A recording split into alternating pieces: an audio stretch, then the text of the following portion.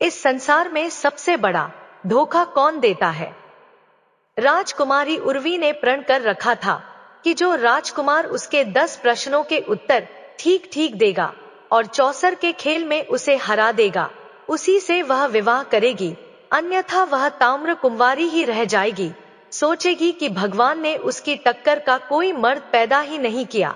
पर फिर एक दिन ऐसा हुआ जो आज तक नहीं हुआ था। मोहम्मदपुर शहर के राजा अश्वसेन की पुत्री उर्वी अपनी सुंदरता के लिए देश प्रदेश में प्रसिद्ध थी। राजकुमारी उर्वी इतनी सुंदर थी कि स्वर्ग की अप्सराएं भी उसके सामने फकी लगे। जब वह महल के गलियारों से गुजरती तो उनकी रेशमी चुनरी का हल्का स्पर्श तक हवा में सुगंध घोल देता। भगवान ने राजकुमारी उर्वी को सौंदर्य के साथ अपार बुद्धिमत्ता का गुण भी दिया था। उर्वी केवल रूप की रानी नहीं, बल्कि गुणों की अद्वितीय प्रतिमूर्ति भी थी। अब जहां इतना सब होता है, वहां घमंड और अहंकार का निवास ना हो, ऐसा तो संभव ही नहीं। राजकुमारी ने प्रण कर रखा था कि जो राजकुमार उसके 10 प्रश्नों के उत्तर दे देगा और उसे चौसर के खेल में हरा देगा, वह उसी से विवाह करेगी, अन्यथा उम्र भर कुंवारी ही रह जाएगी और अंततः इस सोच में संतोष पा लेगी कि ऊपर वाले ने उसकी बराबरी का पुरुष बनाया ही नहीं, समस्त संसार में उसके योग्य कोई पुरुष पैदा ही नहीं हुआ। राजकुमारी उर्वी का एक और नियम था कि जो राजकुमार उसके प्रश्नों के उत्तर नहीं दे पाएगा, वह कभी बाहर भी नहीं जा पाएगा। उसे उसका कैदी बनकर आजीवन कारावास भोगना होगा। वह नहीं चाहती थी कि कोई भी राजकुमार सिर्फ उसकी सुंदरता को निहारने के लिए ऐसे ही मुंह उठाकर उसके समक्ष आ जाए और असफल होने पर बाहर उसकी सुंदरता का गुणगान करता फिरे। राजकुमारी उर्वी का मानना था, जिस पुरुष ने उसे एक बार देख लिया, वह या तो उसका पति होगा या फिर ताम्र के लिए उसका कैदी। इतने सख्त नियमों के बावजूद कई राज्य के राजकुमारों ने खुद को बुद्धिजीवी मानते हुए राजकुमारी उर्वी की परीक्षा में भाग लिया और फलस्वरूप वे सभी उसके कैदी बनकर रह गए। पर फिर एक दिन ऐसा हुआ जो आज तक नहीं हुआ था। एक राजकुमार किसी तरह उसके कैद खाने से निकलकर भागने में सफल हो गया। वह जंगल में इधर उधर भटकने लगा और भटकते हुए बुदबुदाने लगा, हे ईश्वर, या तो मुझको उठा ले या राजकुमारी उर्वी के दर्शन करा दे। नहीं चाहिए मुझे ऐसी जिंदगी जिसमें वो ना हो। राजकुमारी उर्वी के विरह में वह व्याकुल होकर मारा मारा फिर रहा था। एक दिन वह इंद्रावती नामक नगर के बाहर जा पहुंचा। उसी समय राजा केतन भी शिकार खेलता हुआ उधर आ निकला। राजकुमार उस समय भी वही बातें बुदबुदाते हुए विलाप कर रहा था। उसके विरह भरे शब्द सुनकर राजा केतन उसके पास आया और उसकी दुर्दशा देखकर पूछने लगा, तुम पर ऐसी क्या विपत्ति आ पड़ी है जो तुम इतने व्याकुल हो रहे हो? राजकुमार बोला, मुझसे मेरा हाल ना पूछो, मेरे प्राण निकलने वाले हैं। मुझे तो बस अब हर जगह वह नजर आती है। राजकुमार की बात सुनकर राजा केतन ने जान लिया कि यह युवक किसी स्त्री का आशिक हो गया है। वह राजकुमार को धीरज बंधाकर बोला, मित्र, अपने हृदय की सारी व्यथा मुझसे कहो, मैं तुम्हारे मन की इच्छा पूरी करने की कोशिश करूंगा। राजा केतन की बातें सुनकर राजकुमार ने राजा को अपने विषय में सब कुछ बता दिया। सारी बात सुन राजा केतन बोला, घबराओ नहीं मित्र, मैं तुम्हारा समाधान अवश्य करूंगा, और उसे अपने साथ राजमहल ले गया। कहानी में आगे बढ़ने से पहले आपको राजा केतन के बारे में बता दूं। राजा केतन इंद्रावती नगर के बहुत ही दयालु और प्रतापी राजा थे। वे गुरु विश्वनाथ के शिष्य थे। एक समय में गुरु विश्वनाथ की बड़ी सेवा की थी। राजा केतन की सेवा से प्रसन्न होकर गुरु विश्वनाथ ने उन्हें एक बोलने वाला मोतीराम नाम का तोता दिया था। वह तोता बड़ा विद्वान था। राजा केतन तोता से पूछे बिना कोई भी कार्य नहीं करता था। राजा केतन ने राजकुमार को ले जाकर महल में ठहराया तथा स्वयं तोता मोतीराम के पास आकर राजकुमार का सारा हाल कह सुनाया। तोता मोतीराम ने राजकुमार को अपने पास बुलाकर कहा, हे मित्र, तुम उस स्त्री के चक्कर में पड़कर क्यों अपने प्राण गंवाते हो? उसमें रूप की केवल ऊपरी चमक है, भीतर से वह विष की बूटी है। गनीमत यही है कि आप वहां से भागने में सफल हो गए। और अगर फिर भी तुम्हारा दिल नहीं मान रहा है तो मेरी यह कथा सुनो। वर्धा नगर में एक व्यापारी रहता था।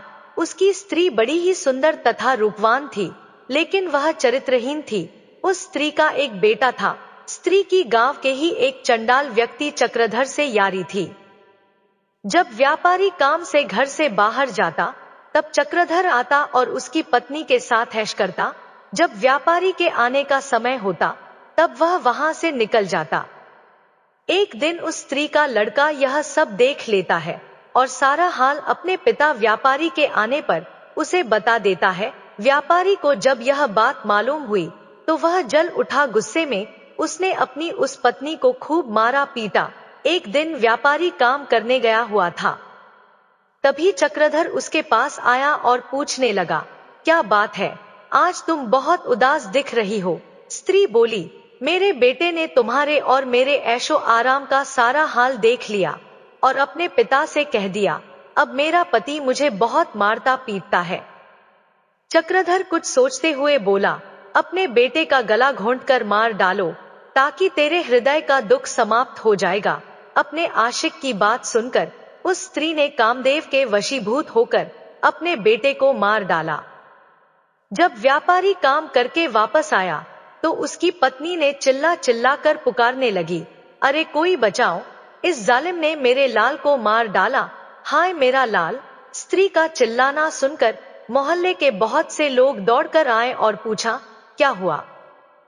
तब उस मक्कार स्त्री ने कहा, मेरा लड़का एक पैसे के लिए जिद कर रहा था, इसलिए इस निर्दयी ने गुस्से में आकर उसे जान से मार डाला।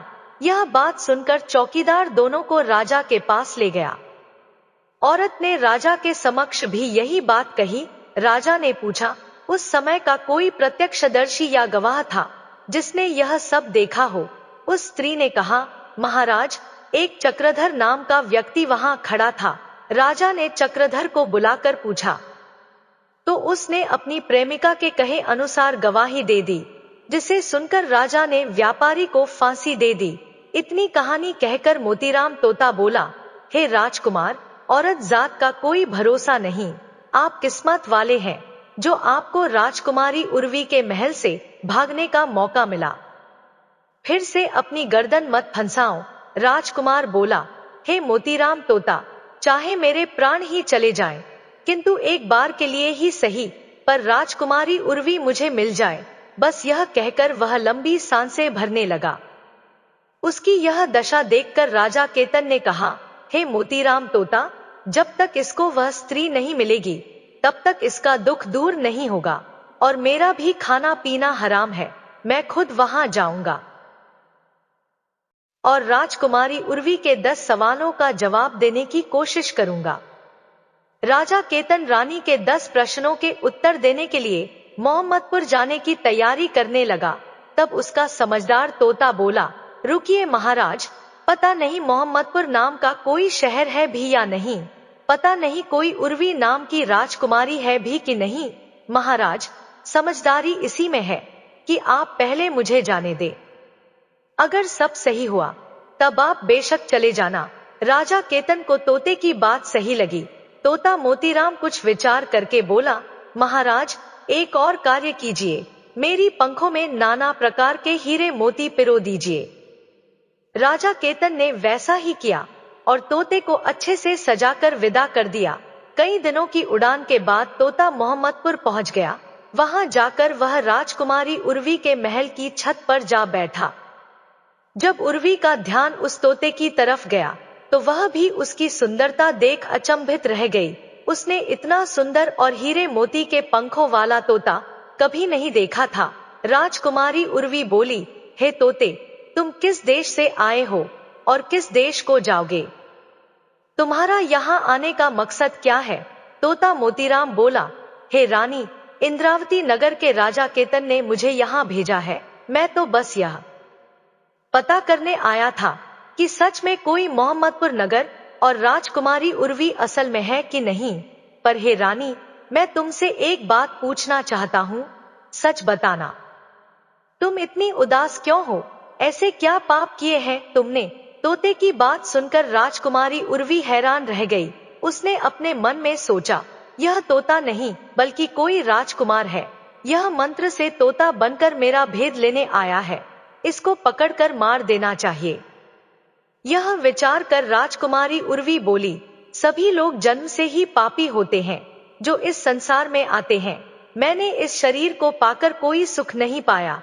हे तोता, मैंने वर ढूंढने के लिए बहुत से देशों में ब्राह्मणों को भेजा, लेकिन किसी से भी मेरी जोड़ी नहीं मिली। राजकुमारी उर्वी की बात सुन तोता बोला, हे राजकुमारी, जैसी तुम सुंदर और आकर्षक हो, वैसे ही मेरे राजा केतन है। विधाता ने तुम दोनों की जोड़ी बनाई है, इसलिए तुम मेरे साथ चलो। राजकुमारी उर्वी तोता मोतीराम की बात सुनकर बोली, हे तोते, तुम ठीक कह रहे हो। मुझे तुम्हारी बात पर विश्वास है। विधाता ने कृपा की, जो तुमने मुझे दर्शन दिए। अब तुम हमारे पास आओ और बताओ, वह राजा कौन है और कहाँ रहता है। मेरी अंगूठी ले जाओ और उससे मेरा विवाह कराओ। मैं उनकी दासी बनकर जन्म जन्मांतर उनके दर्शन करती रहूंगी। तोता मोतीराम बोला, मैं तेरे पास नहीं आऊंगा। तू एक मक्कार स्त्री है। सुना है तू बहला फुसला कर कैद में डाल देती है। राजकुमारी उर्वी बोली, मैं बिल्कुल सच कह रही हूँ। मैं तुम्हारे साथ चलने को तैयार हूँ। वो ऊपर वाला साक्षी है। तुम मेरे पास आ जाओ, मैं तुम्हारी मेहमान नवाजी करूंगी। तुम मुझसे क्यों डर रहे हो? मुझे दासी बनाकर अपने साथ ले चलना। राजकुमारी उर्वी के वचन सुनकर तोते को विश्वास हो गया। वो उड़कर उसके पास चला गया। राजकुमारी उर्वी ने तुरंत उस तोते को पकड़ लिया और कपटी मुस्कान के साथ बोली, हे दासी, जल्दी से छुरी लाओ और इसका सिर काट दो। यह कोई तोता नहीं है, यह तो कोई बड़ा पापी है, जो मंत्र तंत्र करके मेरा भेद जानने आया है। तोता मोतीराम अब पछता रहा था कि क्यों उसने राजकुमारी उर्वी का विश्वास किया। वो बचने की युक्ति सोचने लगा। राजकुमारी उर्वी के जाल में फंसते ही तोते को जान के लाले पड़ गए। सोचा, अच्छा भला सब कुछ देख तो लिया था, फिर क्यों खामखा राजकुमारी से फालतू के सवाल जवाब में उलझा। सीधा जाकर राजा केतन को बता देना था। सोचा, अब जल्दी से कोई तरकीब लगानी पड़ेगी, नहीं तो यह चंडाल रानी मुझे जीवित नहीं छोड़ेगी। तोता मोतीराम बोला, हे रानी, मेरा नाम मोतीराम तोता है। मैं कोई बहुरूपिया नहीं हूँ, बल्कि यही मेरा असली रूप है। अगर तुम मुझे छोड़ दोगी तो मैं तुम्हें भी तंत्र और विचार सिखा सकता हूँ। मैं गुरु विश्वनाथ का पक्का चेला हूँ। राजकुमारी उर्वी बोली, अगर ऐसा है तो जल्दी से मुझे मंत्र बताओ, नहीं तो अभी तुम्हारे पंख नोच डालूंगी। तोता बोला, हे रानी, मंत्र ऐसे सबके सामने नहीं बताए जाते। तुम अपनी दासियों को यहाँ से जाने के लिए कहो। ऐसे सबके सामने मैं तुम्हें मंत्र नहीं सिखा सकता, वो तो कान में बताने की चीज है। तोते की बात मान राजकुमारी उर्वी ने तुरंत अपनी सभी दासियों को वहां से भेज दिया। दासियों के जाने के बाद जब राजकुमारी उर्वी ने मंत्र सुनने के लिए सिर झुकाया तो तोते ने उसके गाल पर चोंच मार दी। राजकुमारी उर्वी चीखती हुई व्याकुल होकर धरती पर गिर पड़ी। जब तक वह कुछ समझ पाती, तोता वहां से उड़कर फिर से खिड़की में जा बैठा, गुस्से में लाल पीली हो। राजकुमारी उर्वी ने अपनी दासी को आवाज लगाई और कहा, इस दुष्ट तोते का शिकार करने के लिए जल्दी से बाज को लेकर आओ। जब तक दासी बाज के पिंजरे को लेकर आई, तब तक तोता वहां से उड़ चुका था। कई दिनों की उड़ान के बाद वह राजा केतन के पास आ पहुंचा और कहने लगा, हे महाराज, स्त्री रंग रूप में देखने योग्य है। राजकुमार की बात बिल्कुल सत्य है कि कोई उसे एक बार देख ले तो वह उसके मोह को कदापि नहीं छोड़ सकता, परंतु महाराज, उसका स्वभाव खोटा निकला। पहले उसने मुझे पुचकार कर अपने पास बुलाकर पकड़ लिया और फिर मुझे मारने को आतुर हुई। बस गुरु विश्वनाथ की कृपा से बड़ी मुश्किल से किसी तरह प्राण बचाकर भागा हूँ। तोते की सारी बात सुन राजा केतन उसको शाबाशी देता हुआ कहता है, मोतीराम, तुमने बहुत अच्छा किया। अब तुम चिंता मत करो, मैं खुद उस राजकुमारी से निपट लूंगा। अगले दिन राजा ने हथियार बांधे, तोते को हाथ में लिया और घोड़े पर सवार होकर राजकुमारी उर्वी के नगर की तरफ चल पड़ा। कुछ ही दिन की यात्रा के बाद राजा केतन मोहम्मदपुर शहर पहुंच गया। वहां पहुंचकर उसने पहरेदार से राजकुमारी को खबर करने के लिए कहा। जब दासियों ने राजकुमारी को राजा केतन के आने का समाचार दिया, तब उर्वी ने कहा, क्या वह मेरी सब शर्तों से भली भांति परिचित है? अगर है तो उन्हें आदर पूर्वक अतिथि घर में ठहरा दो। सेवादारों ने राजकुमारी के कहे अनुसार राजा केतन को जलपान कराकर ठहरा दिया। रात हुई तो रानी सच संवर कर बैठ गई और सिपाहियों को आदेश देकर राजा केतन सेन को अपने सम्मुख बुलवा लिया। राजा केतन राजकुमारी उर्वी के सामने बैठ गया। राजकुमारी बोली, अगर आपने मेरे 10 सवालों के जवाब ठीक से दिए और मुझे चौसर के खेल में हरा दिया तो मैं आपकी हो जाऊंगी। अगर ऐसा नहीं कर पाए तो आपको सदा के लिए मेरा कैदी बनना पड़ेगा। राजा केतन बोला, अपने प्रश्न शुरू करो। राजकुमारी, मैं तैयार हूँ। राजकुमारी बोली, ठीक है तो बताओ राजन, कौन सा तालाब बिना पानी के होता है? कौन सा पेड़ बिना डाल के होता है? कौन सा पक्षी बिना पंख के होता है? और कौन सी मौत बिना समय के होती है? राजा केतन ने गुरु विश्वनाथ का ध्यान करते हुए जवाब देने शुरू किए। सुनो राजकुमारी उर्वी, आंखें हैं जो बिना पानी का तालाब है, मौत है जो बिना डाल का पेड़ है, जीव है जो बिना पंख का पक्षी है, जिसका कोई भरोसा नहीं कब उड़ जाए, और नींद है जो बिना समय की मौत है। राजकुमारी उर्वी ने दूसरा प्रश्न किया, कौन तपस्वी है जो नित्य तपस्या करता है? कौन है जो रोज सुबह उठकर स्नान करता है? कौन है जो सब रस उगलता है? और कौन है जो सब रस खाता है? राजा केतन बोला, सूर्य ऐसा तपस्वी है जो नित्य तपस्या करता है। ब्राह्मण रोज सुबह उठकर स्नान करता है। इंद्रदेव वर्षा के रूप में सब रस उगलते हैं, और धरती है जो सब रस खाती है, अर्थात वर्षा को सोख लेती है। राजकुमारी उर्वी ने तीसरा सवाल किया, ऐसा क्या है जो कोई स्त्री नहीं कर सकती? ऐसा क्या है जो समुद्र में समा नहीं सकता? ऐसा क्या है जो अग्नि में नहीं जल सकता? और क्या है जिसे काल नहीं खा सकता? राजा केतन बोला, राजकुमारी उर्वी, एक स्त्री अपने पुत्र के साथ क्रिया नहीं कर सकती है। यश है जो समुद्र में समा नहीं सकता, धर्म है जो अग्नि में जल नहीं सकता, और नाम ऐसी वस्तु है जिसे काल खा नहीं सकता। राजा केतन को सटीकता के साथ सवालों के जवाब देते देख राजकुमारी उर्वी आश्चर्य के साथ साथ प्रसन्न भी थी। उसने चौथा सवाल किया, ऐसा क्या है जो बचपन में 30 गज का, जवानी में 4 गज का, बुढ़ापे में 60 गज का, और मरने के बाद अंत नहीं? राजा केतन बोला, सुनो उर्वी, किसी भी वस्तु या इंसान की परछाई ही एकमात्र ऐसी चीज है जो दिन में 30 गज की, दोपहर में 4 गज की, शाम के समय 60 गज की, और रात में अनंत हो जाती है। राजकुमारी उर्वी बोली, आप ठीक कह रहे हैं राजन। अब मेरे 5वें सवाल का जवाब दो। वह क्या है जो हमेशा बदलता रहता है पर कभी नहीं बदलता? राजा केतन बोला, राजकुमारी उर्वी, वह है परिवर्तन का नियम। संसार में सब कुछ बदलता रहता है, लेकिन यह सत्य कभी नहीं बदलता कि परिवर्तन ही संसार का नियम है। जो इसे समझ लेता है वह जीवन के उतार चढ़ाव में शांति पाता है।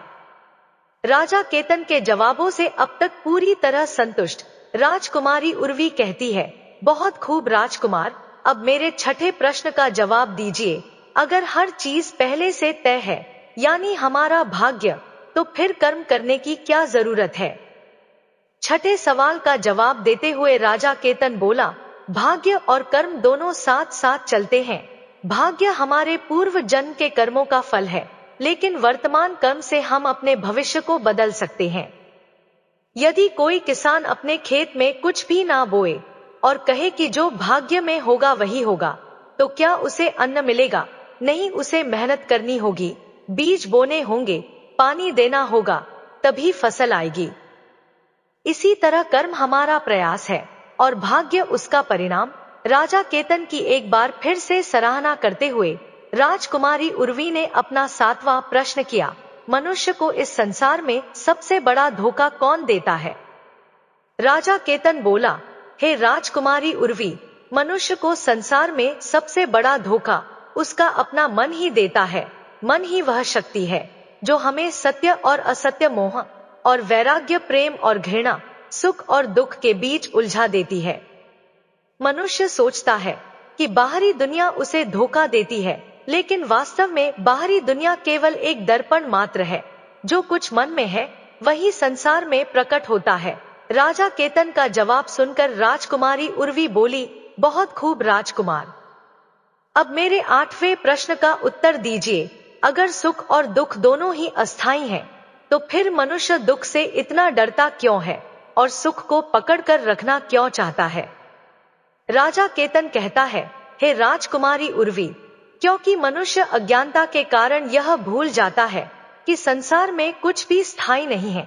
यह संसार परिवर्तनशील है। सुख और दुख दिन और रात की तरह एक दूसरे के पूरक है, लेकिन मनुष्य सुख को पकड़कर रखना चाहता है और दुख से बचना चाहता है। क्योंकि जब मनुष्य सुखी होता है तो उसे लगता है कि संसार पर उसी का नियंत्रण है।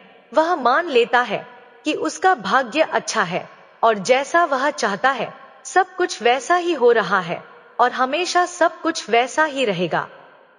लेकिन यह उसका सबसे बड़ा भ्रम है। इसी प्रकार जब दुख आता है तो मनुष्य अपने पर नियंत्रण खो देता है। उसे लगता है कि सब कुछ बर्बाद हो रहा है, जबकि वास्तविकता यह है कि दुख भी उतना ही अस्थायी है जितना सुख।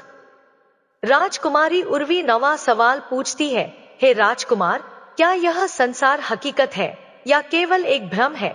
राजा केतन बोला, सुनो राजकुमारी उर्वी, यह संसार अस्थायी है, इसलिए इसे पूर्ण रूप से वास्तविक नहीं कहा जा सकता। जो चीज स्थायी नहीं होती वह भ्रम होती है। उपनिषदों में कहा गया है, ब्रह्मा सत्यम जगन मिथ्या, अर्थात ब्रह्मा सत्य है, यह संसार माया है। हे राजकुमारी उर्वी, हम जो भी देखते हैं वह केवल 5 इंद्रियों तक सीमित है। जब हम सपना देखते हैं तो वह हमें पूरी तरह वास्तविक लगता है, लेकिन जागने के बाद वह केवल एक भ्रम होता है। इसी प्रकार यह संसार भी जागृत अवस्था का एक सपना मात्र है। सत्य वही है जो कभी नष्ट नहीं होता और वह केवल आत्मा और परमात्मा है। राजा का जवाब सुनकर राजकुमारी उर्वी बोली, हे राजकुमार, अगर आत्मा और परमात्मा ही सत्य है तो मनुष्य को जन्म से पहले और मृत्यु के बाद का कुछ भी याद क्यों नहीं रहता? राजा केतन राजकुमारी उर्वी के 10वें यानी आखिरी सवाल का जवाब देता हुआ बोला, हे राजकुमारी उर्वी, क्योंकि प्रकृति ने हमें भूलने का वरदान दिया है ताकि हम अपने पिछले जन्मों के बंधनों से मुक्त होकर नए अनुभवों को जी सकें। यदि मनुष्य को अपने पिछले जन्म की याद रहती तो मनुष्य पिछले जन्म के सुख दुख में ही उलझा रहता और इस जीवन को सही से नहीं जी पाता। स्मृति का नाश ही नया सृजन है, अर्थात जब पुरानी यादें मिटती हैं तभी नया जीवन संभव होता है।